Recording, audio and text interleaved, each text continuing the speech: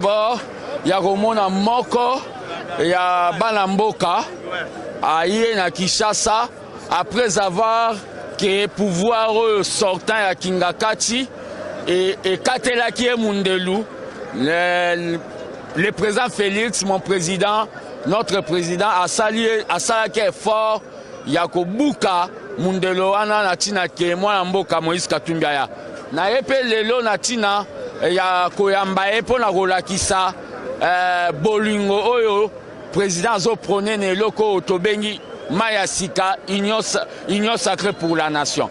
Moïse Katumbi c'est parmi les hommes politiques au basali politique, il y a opposition, mais non pour haïr, non dans le tribalisme, mais à Salio Babenga une opposition républicaine. Parce que le président de la République, Félix, lui-même avait dit qu'il a besoin de contradicteurs. Koyana Nao Babengi Kokutana Mokonzamboka, et Gosala ete bademo ya Kingakati bazala musika na biso bakene na bisika bikauka. Donc je suis très satisfait donc je représente le président de la République parce que lui il est là pour la unité et la passion. Merci. Est-ce que vraiment tango ba okuta banaye soki ako respecter malobanaye soki makambo bagosola ekotia peuple n'a pas cité. Il va respecter ça. Et le président de la République, Aza Mouto, Aza honnête, Aza ouvert, c'est quelqu'un, c'est un ami de Moïse Katumbi. Donc, à respecter Malobanae, Topesi o babengi malchance, Nabao babe pessimiste, Bato bazo kansa que nous allons échouer na babengi union sacrée pour la nation.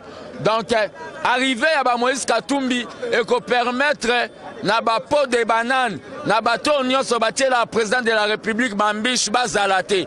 Pe tozo sabaron que la politique des chaises vides ne paye pas. Tozo sambe la paix que bazala pété.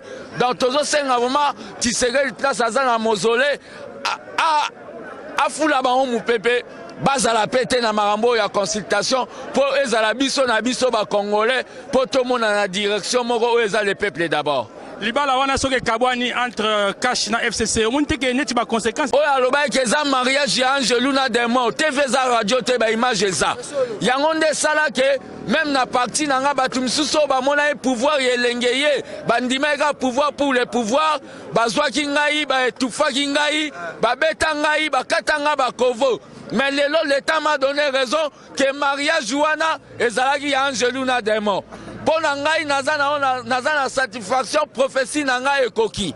C'est pour cela na cadre ya armée des bâtisseurs tisseredistes oyo eza striti ngai na sala pour na komema soutien na président de la République sans fanatisme mais dans la rationalité toyeya wa pour na koyamba mwana mboka Moïse Katumbi. Donc tozo encourager asala o babengi opposition constructive républicaine. Bao batika na tribalisme kalate baotika bango moko. Merci beaucoup. C'est moi qui vous remercie.